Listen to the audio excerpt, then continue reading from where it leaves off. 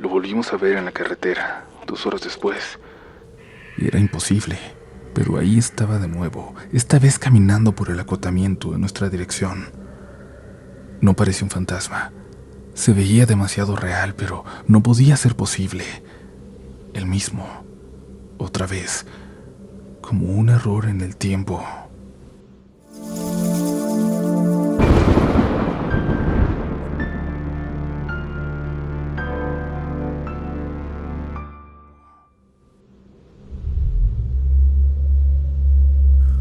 Muy buenas noches, mi querida comunidad. Espero encontrarles bien y del mejor ánimo para escuchar las siguientes historias de terror y de encuentros con el mundo sobrenatural. Son días grises acá en la Ciudad de México. Llueve mucho y no quiero que eso afecte su estado de ánimo. Al contrario, si en donde viven está así, está lloviendo, está nublado, tómenlo como el escenario perfecto para escuchar relatos de fantasmas. Aprovechen y hagan maratón de este o de cualquier programa que les haga sentir esa calidez de estar en familia escuchando historias. Vámonos ya con la primera de esta noche. No hay más tiempo que perder. Cierren los ojos si pueden hacerlo y déjense llevar por las siguientes anécdotas porque ya estás entrando en el mundo de relatos de la noche. Buenas noches, Uriel y toda la comunidad de Relatos de la Noche.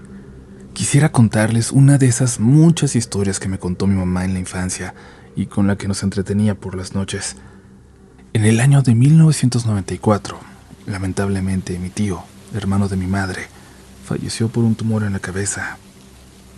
Para los servicios funerarios contrataron una sala de velación dentro de un panteón jardín en el Estado de México.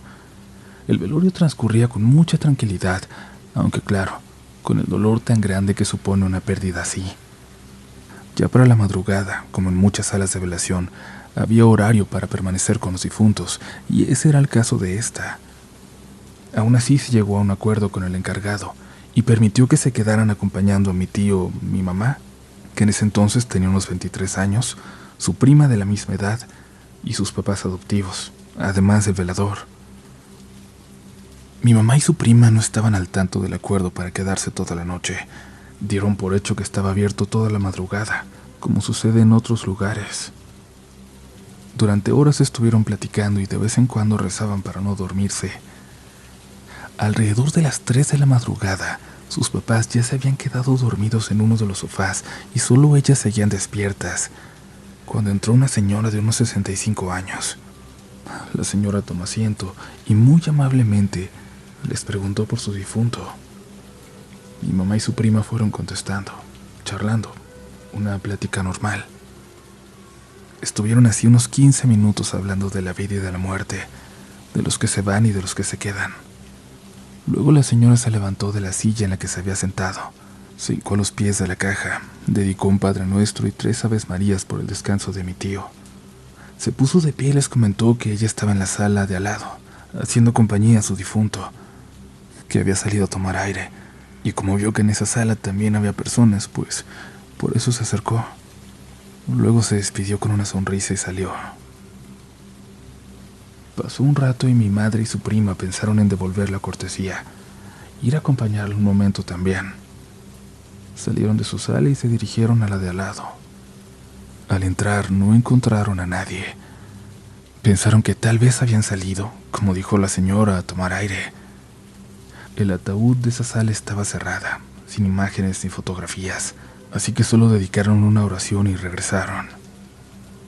A la mañana siguiente recordaron que durante la plática, la señora les comentó que ellos saldrían más temprano rumbo al panteón jardín. Decidieron pues ir a saludarla antes de que saliera su difunto. Cuando caminaron a la otra sala, justo estaban saliendo en ese momento, pero a la señora de la madrugada no la vieron por ningún lado. La sorpresa fue que cuando iba saliendo la caja, los dolientes llevaban una fotografía de unos 50 centímetros y la persona en esa foto era la señora que estuvo con ellas en la madrugada. Le contaron esto a sus papás y ahí fue cuando les dijeron lo del arreglo para quedarse en la noche y que realmente al lado no debía haber nadie más que el difunto. Ellos en ningún momento vieron ni escucharon a la señora que entró. Ese es mi relato. Muchas gracias por leerlo. Un saludo a toda la comunidad y ojalá sigamos creciendo mucho más. Gracias por escucharme.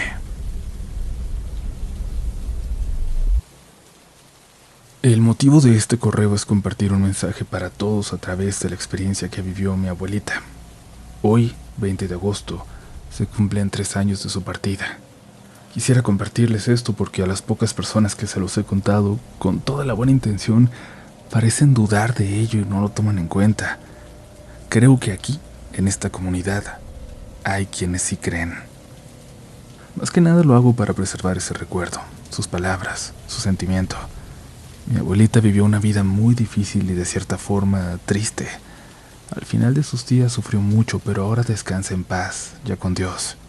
Ella siempre decía que antes las cosas de Dios y las del mal se manifestaban de manera más explícita porque la gente no estaba tan maleada como hoy en día. Por eso, tanto los milagros como los sucesos paranormales se hacían presentes. Somos del Estado de México, de una comunidad llamada Santa Cruz Tepexpan, en Jiquipilco. Mi abuela quedó huérfana de padre desde niña y estuvo a cargo de sus tías y de su abuela materna. Tras vivir años de maltrato en manos de sus tíos y tías, fue creciendo con esas heridas en el alma muy presentes.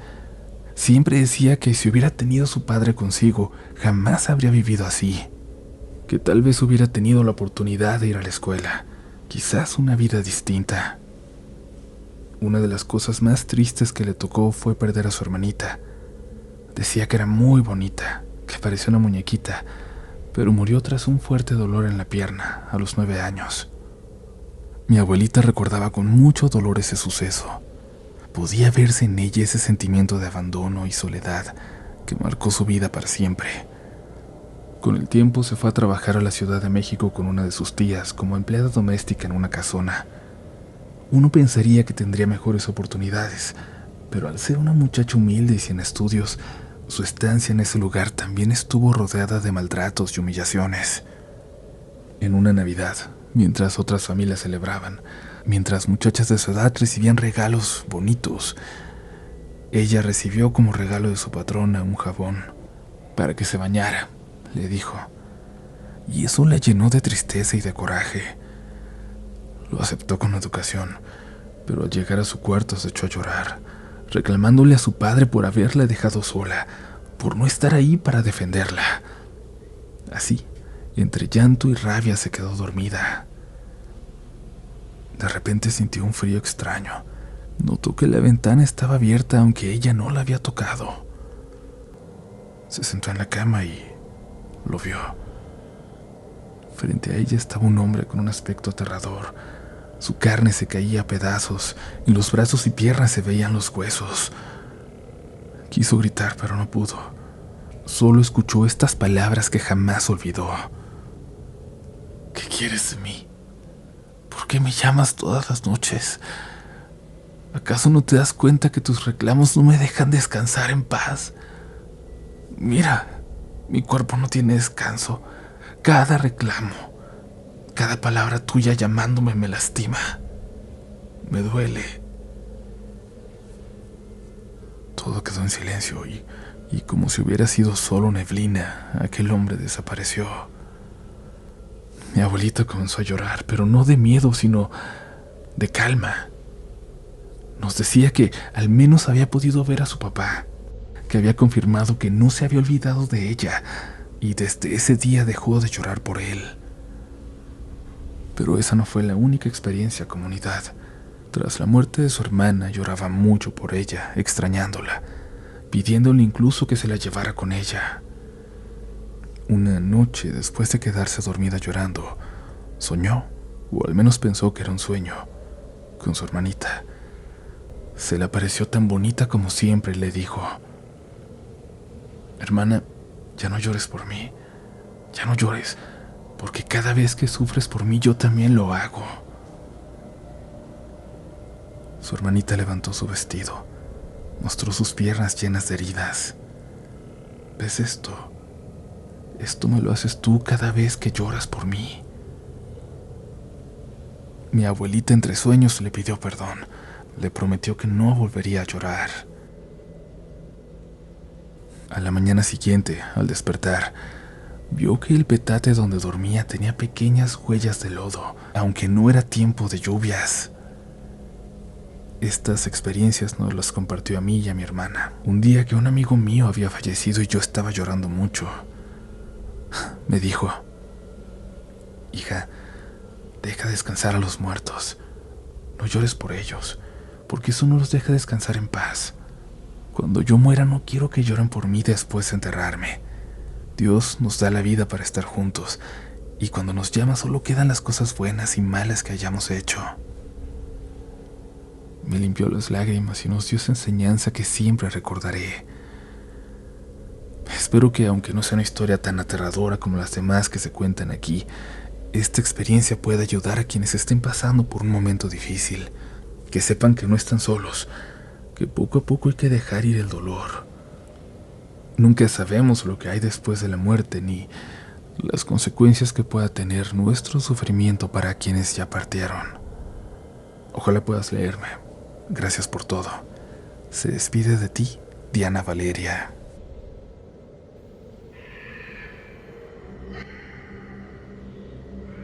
Me llamo Franco Cuitlaxcoyotl y quiero compartirles una historia que, bueno, es un poco compleja por cómo se desarrolla, pero voy a intentarlo. Mi abuelo nos contaba a mis primos y a mí, cuando éramos pequeños, que sus primeros hijos, mi papá y su hermano, solían despertarse de madrugada y jugar con un niño en la sala de la casa donde vivían aquí en la Ciudad de México. Mi abuela nunca les creyó del todo cuando le platicaban a qué se despertaban, y al contrario, siempre los regañaba, diciéndoles que eso que hacían era como jugar con el diablo. Pero toda esa incredulidad cambió una noche en que llegó muy tarde del trabajo. Ella trabajaba como personal de limpieza en el hospital pediátrico de Peralvillo, y ese día le tocó cubrir a una compañera que no pudo asistir por problemas personales. Así, mi abuela llegó alrededor de las 2:30 o 3 de la madrugada y encontró a mi papá y a su hermano sentados en el piso. Estaban jugando con un niño negro, pero no un niño de piel negra, algo diferente. Todo en él parecía de carbón. Su piel, su ropa, sus ojos. Nos decía que era un niño que parecía tragarse la poca luz que venía del baño.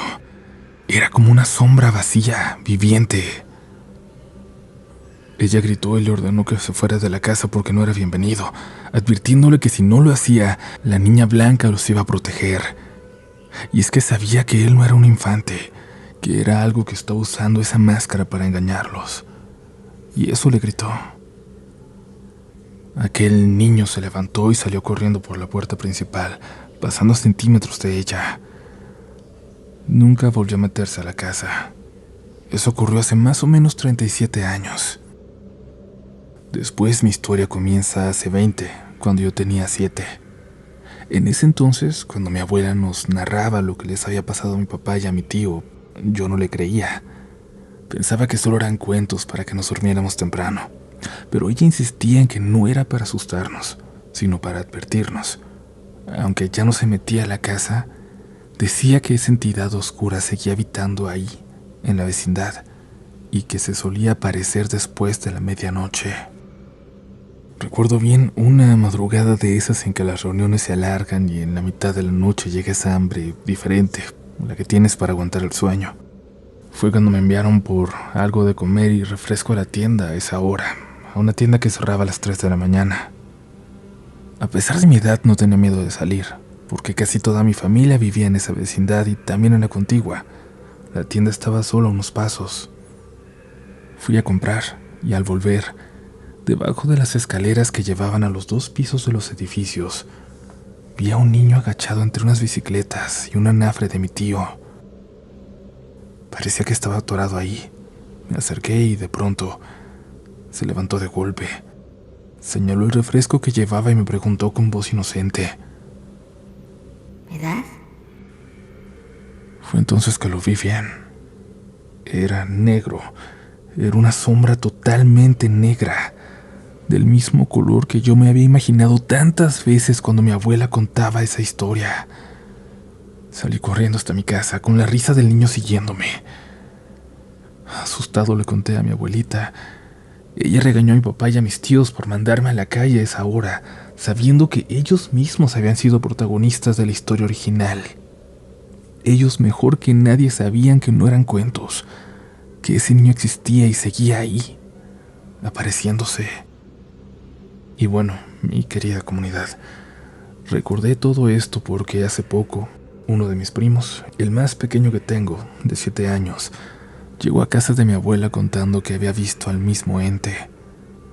Esto fue apenas hace unos meses, pero ocurrió más temprano, alrededor de las 9 de la noche, cuando regresaba de casa de su mamá hacia la vecindad de mi abuela.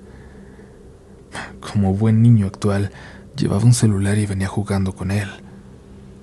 Al pasar por las mismas escaleras donde yo tuve mi encuentro, escuchó que un niño le hablaba. ¿Me dejas jugar?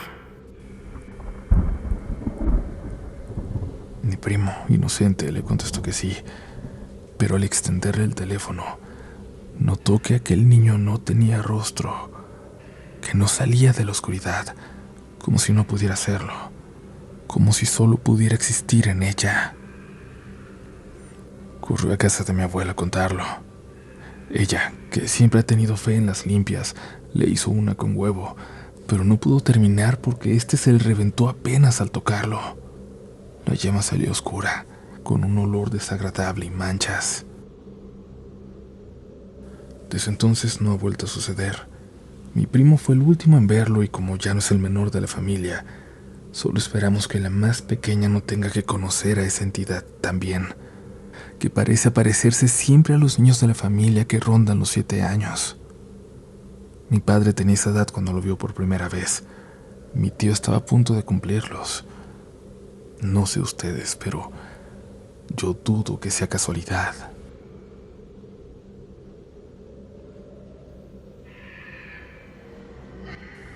Hola, mi nombre es Jimena, soy de Querétaro. No tiene mucho que empecé a escuchar el podcast. Me lo recomendaron y cuando lo oí por primera vez sentí que era el lugar perfecto para contar lo que me sucedió. Siempre me he considerado una persona muy racional.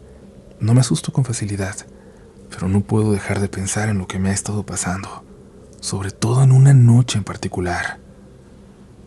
Lo peor es que, como muchos que llegamos aquí, sé que si lo contara con mi familia o mis amigos no me creerían.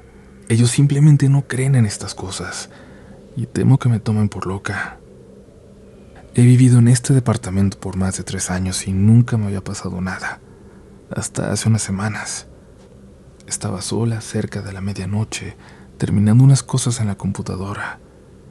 Todo estaba tranquilo hasta que escuché un ruido, un arrastre suave, como pies descalzos sobre el piso, algo que venía desde el pasillo.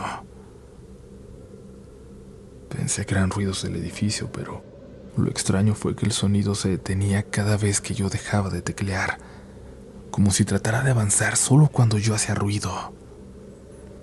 Me quedé inmóvil, tecleando por teclear, poniendo atención al sonido. Y entonces escuché cómo el arrastre se acercaba, lento, hasta quedar solo a unos pasos detrás de mí, en el comedor. El corazón me latía muy fuerte. Me levanté con cuidado para prender la luz del comedor. De pronto, cuando caminaba hacia el interruptor, un golpe seco sacudió la mesa, como si alguien hubiera puesto ambas manos de golpe. Me quedé paralizada con la sensación de que no debía encender la luz. ¿Alguna vez han sentido tanto miedo que prefieren no ver? Puse atención. Creí escuchar una respiración baja, irregular, cerca de mí. Casi como una risa a la que le costaba respirar. No sé cómo reaccioné, pero corrí hacia la puerta. Estaba puesta una cerradura que solo se abre con llave por dentro y por fuera, y no tenía las llaves a la mano, ni el deseo de ponerme a buscar en la oscuridad, ahí donde yo sabía que no estaba sola. Intenté mantener el control, al menos aparentarlo, y me fui a acostar. Pero evidentemente no dormí. Pasé la noche intentando convencerme de que era mi cansancio, de que todo era por trabajar de más, el estrés, el exceso de trabajo, la falta de sueño. en que solo era eso y nada más.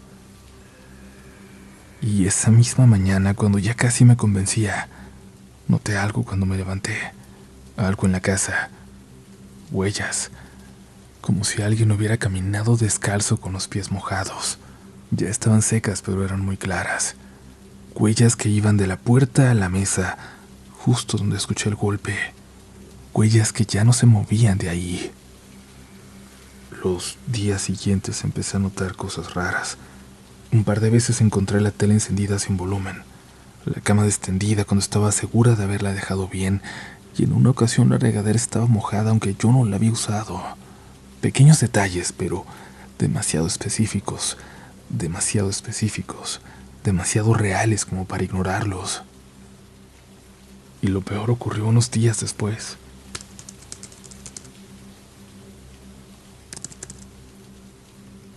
Me desperté a las 3 de la mañana porque escuché el teclado de mi computadora, teclas presionándose una por una. Me levanté temblando y cuando me acerqué lo suficiente para encender la luz, el sonido se detuvo.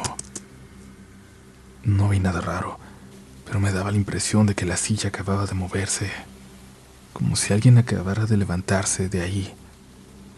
Decidí ignorarlo, decidí intentar continuar como si nada, de la única forma que sabía hacerlo, trabajando, concentrándome en mi trabajo. Pero la tarde siguiente, mientras trabajaba, me levantaba como siempre por café, volvía, y finalmente terminé algo en lo que estaba trabajando, en un archivo de texto. Al repasarlo antes de enviarlo, noté algo. Una frase, escrita en medio del trabajo, sin conexión con nada de lo demás. Una frase que estaba escrita ahí, sin espacios. Una frase que les juro que yo no recuerdo haber escrito. Gracias por dejarme entrar. No sé cuánto tiempo me quedé mirando. Terminé cerrando el archivo, ni siquiera lo guardé, echando a perder mucho trabajo. Apagué la computadora muerta de miedo. Desde entonces sigo buscando otro departamento, pero aquí sigo. No es fácil mudarse con poco presupuesto. Han pasado unas semanas y ya no ha ocurrido nada más, pero no canto victoria. No confío en que esto se haya terminado.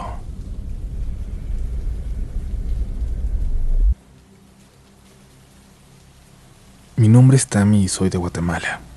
Desde hace tiempo quería compartir una de mis experiencias con ustedes, pero no me había animado a hacerlo. Mi casa está en la ciudad de Guatemala y he vivido toda mi vida ahí. La historia comienza una noche cuando tenía aproximadamente 10 años. En ese entonces dormía en el mismo cuarto que mi hermana, que tenía 17. Cada una tenía su propia cama, pero yo siempre me despertaba a medianoche cuando todos dormían y me pasaba a dormir con ella, porque desde pequeña tengo la sensación de que algo me observa, como si en cualquier momento fuera a pasar algo o fuera a ver algo. No es siempre, son momentos específicos, pero esa noche fue una de esas. Me sentí extraña y decidí levantarme para acostarme con mi hermana. Su cama estaba pegada a la pared que tenía una ventana, y a los pies estaba la puerta del cuarto que daba al corredor. Desde esa cama se podían ver las escaleras que llevaban al segundo nivel. Debajo de ellas estaba la pila o pileta, no sé cómo le digan en otros países, y junto a esta el baño. No sé si me doy a entender. Manteníamos la puerta del cuarto abierta porque teníamos una gatita llamada Marilú y a ella le gustaba salir por las noches. Después de recostarme con mi hermana, estaba a punto de quedarme dormida cuando me di cuenta de un ruido. No sé en qué momento empezó, pero era como si alguien estuviera lavando ropa en la pila. Al principio no lo sentí raro, porque a veces mi mamá lavaba de madrugada, ya que a esa hora caía agua en la casa. Pero después de un rato me puse a pensar, ¿por qué estaría lavando completamente a oscuras? Me incorporé para observar desde la cama, pero no podía distinguir nada. No se veía absolutamente nada. Estaba todo oscuro y eso era raro, porque en mi corredor teníamos lámina transparente por donde siempre entraba la luz de la luna o de la calle. Pero esa noche no. Fue entonces cuando comprendí que lo que estaba ahí no era mi mamá. Estuve a punto de hablarle pensando que quizás sí era ella, pero no lo hice. Comencé a despertar a mi hermana tratando de no hacer ruido para que eso no me escuchara. Pero mi hermana tenía el sueño muy pesado y no despertaba, hasta que la apreté fuerte y por fin logró abrir los ojos. Le pedí que no hiciera ruido y que escuchara. Le pregunté si ella también oía cómo lavaban ropa y me dijo que sí. Entonces le dije: la luz está apagada, no se ve nada. Eso no es mi mamá. En ese instante el ruido paró. Reaccioné rápido y le pedí a mi hermana que cerrara la puerta con seguro. Ella no dudó y lo hizo de inmediato, pero mientras tanto comenzaron a escucharse pasos acercándose directo hacia nosotras. Por suerte mi hermana logró cerrar justo cuando los pasos estaban frente a la puerta. El miedo de mi hermana se notaba. Me abrazó fuerte. Minutos después, los pasos siguieron, ahora alejándose de nuestra puerta y dirigiéndose hacia la cocina, que estaba justo al lado de nuestro cuarto.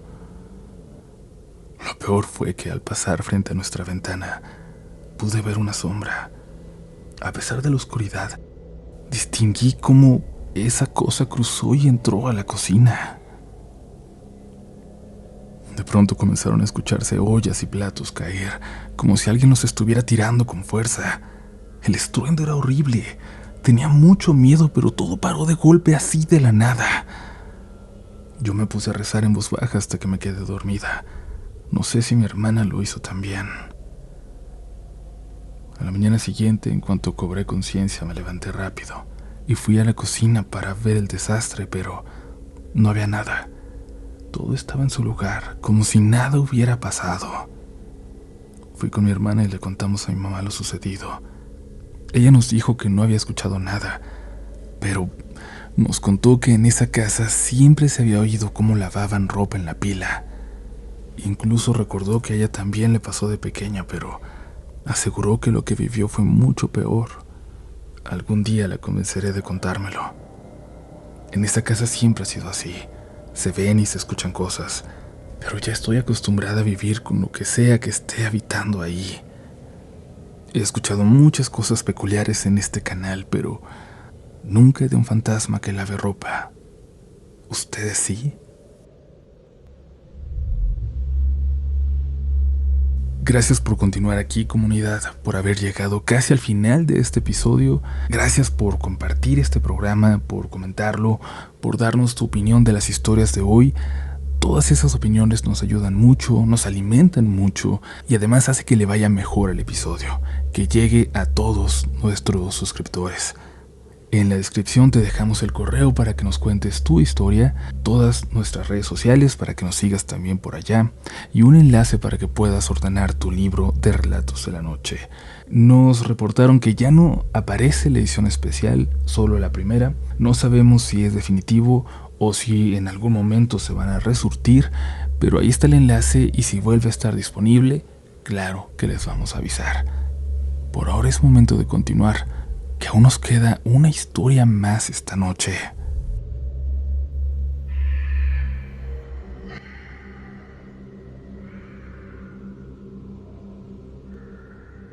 Hola, comunidad. Prefiero dejar mi nombre en privado. Solo quiero que alguien escuche esto y si puede me diga qué fue lo que vi. Tenía 14 años cuando pasó. Vivo en Colombia, en un pueblito del departamento del César. En esa época vivía sola con mi papá. Mi padre tenía una amiga de la secundaria, Natalie, que vivía en Barranquilla. Ella acababa de tener a su primer bebé y mi papá dijo que era un buen momento para ir a visitarla. A mí no me emocionan mucho los bebés, pero venía Semana Santa, no tenía clases y la verdad me gustan los viajes por carretera, así que acepté. Salimos un viernes después de comer, en ese Chevrolet negro que mi papá se ganó en una rifa del trabajo. Al principio todo bien, como en todo viaje. Música, ventana abajo y ese calor de carretera que a ratitos te adormece. Al cabo de una hora paramos en una gasolinera con tienda. No hacía falta gasolina, así que mi papá estacionó a un lado para no estorbar. Entramos por chucherías. La tienda era pequeña con pocas ventanas. Estábamos mi papá, yo, Un señor cambiando productos caducados, otro hombre que ni volteó a vernos y el dependiente. Un chavo distraído que marcaba cosas en una libreta y al que había que hablarle 2 veces para que respondiera. De pronto empezó a sonar una bocina afuera, larga, insistente. Nadie hizo caso al principio, pero no paraba. Le dije a mi papá que quizás se había estacionado mal. Se asomó. Nuestro carro estaba bien. El ruido venía de una camioneta gris detenida sobre la carretera, sin acercarse a las bombas, simplemente parada ahí. Mi papá frunció la cara. Salió para ver qué quería y en cuanto cruzó la puerta, la camioneta arrancó y se fue, así sin más.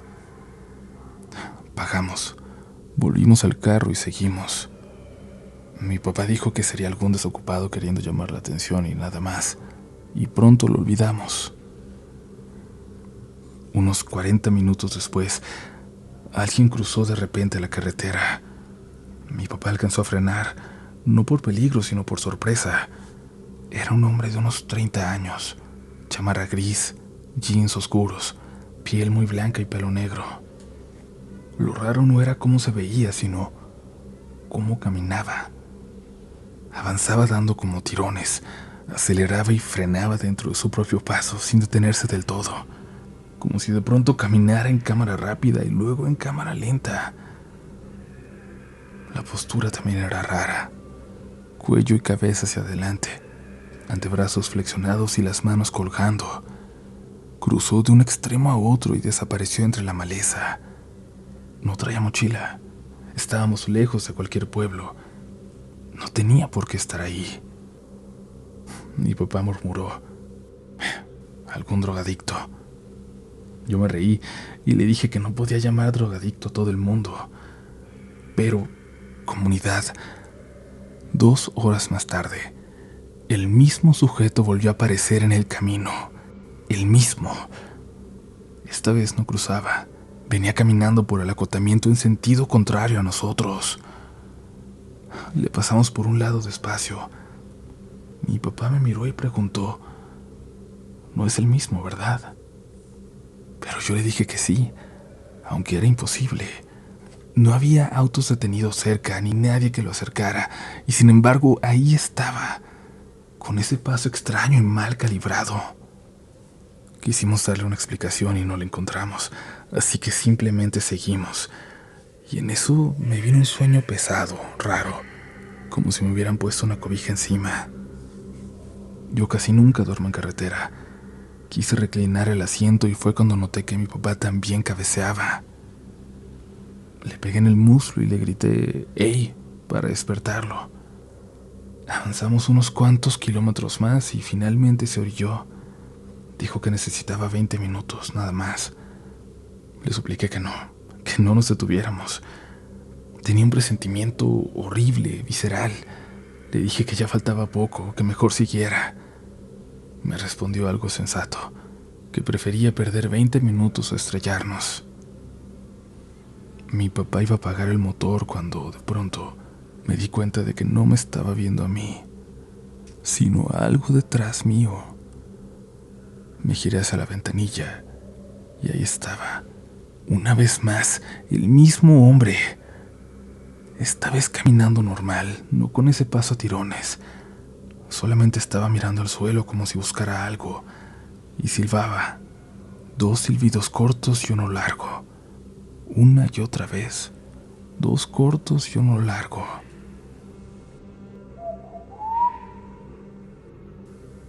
No levantó la vista. No parecía interesado en nosotros. Solo pasó a nuestro lado, por el hombro de la carretera, con ese silbido en patrón que me heló, que me dejó clavada en el asiento. Mi papá susurró algo que no voy a repetir, y yo solo alcancé a gritarle que nos fuéramos. Tardó un par de segundos, como si estuviera comprobando si lo que veíamos era real, y finalmente arrancó. No volvimos a hablar en todo el camino. En Barranquilla, ya con Natalie, mi papá le contó lo del claxon, lo del hombre apareciendo una y otra vez, y lo del sueño que nos tumbó de golpe. Ella se preocupó más por lo del sueño. Así se matan muchos. quedándose dormidos al volante, dijo. Le preguntamos si había habido accidentes recientes en esa carretera. Dijo que no había escuchado nada. Rezó con nosotros a regañadientes de mi papá y nos quedamos un rato en silencio, como cuando uno no sabe si lo que vivió fue algo raro o algo de otro plano, de otro lugar, de otro tiempo, de otra realidad. De regreso ya no vimos nada, nada remotamente sospechoso. Yo pensé por un tiempo que lo habíamos imaginado, pero no encuentro manera de que los dos hayamos imaginado exactamente lo mismo. 3 veces, en puntos distintos, con ese maldito silbido exactamente igual. Yo no voy a decir que eso fue un fantasma. No lo sentí etéreo. Se veía físico, denso, de carne y hueso, pero aparecía donde no debía, como si caminara fuera de nuestro tiempo. No nos miró, nunca le vi bien la cara. Me quedaron solamente en la memoria su chamarra, su forma de andar y ese ritmo de 2 silbidos cortos y uno largo. Seguimos usando esta carretera porque no hay de otra para llegar a Valledupar o a Barranquilla, pero desde entonces la pensamos 2 veces, o hasta 3 antes de salir. Y cuando me viene el sueño en carretera, me acuerdo primero del claxon, del hombre pasado a mi lado sin verme, y de ese silbido que no me puedo sacar de la cabeza.